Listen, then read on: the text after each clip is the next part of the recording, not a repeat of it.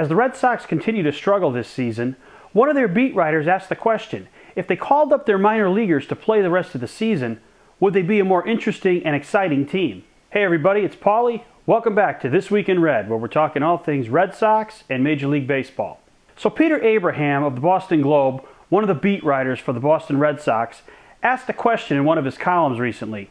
And he said, if the Red Sox decided to finally just call up Ryan Kalish, Jose Iglesias, and Ryan Lavarnway and put them in the lineup for the rest of the season, would you be more interested in the Red Sox the rest of the year or less interested?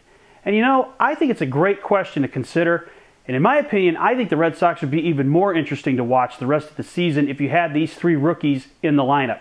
Now, you're going to get your wish with one of them because Kalish was just called up to play right field while Ryan Sweeney goes on the DL with a toe problem. And it's a matter of getting Lavarnway and Iglesias up here the rest of the season to see what the Red Sox really have for their future. I'd be more excited to see how the rest of this season plays out with those guys in the lineup full time. Now, in the case of Lavarnway, that could be a little tricky because Jared Saltalamacchia seems to be coming into his own this season at the catching position. So you might have to find a way to work Lavarnway in there into a platoon-type situation so that he could get some semi-regular playing time. But the bottom line for me is, if you put these three guys in there and watch them play the rest of the season, I think it'll be a good thing. I think it'll give the Red Sox energy. No matter what happens with this team this year, I just don't see them making the playoffs. Not only are they in last place right now and under 500, but to get out and into the playoff picture, they've got to climb over three teams in their division just to get back into the wild card race. So that's going to be a very difficult task as the season goes on. So if I was the Red Sox, I would bring those three guys up. I'd make them regulars in the lineup.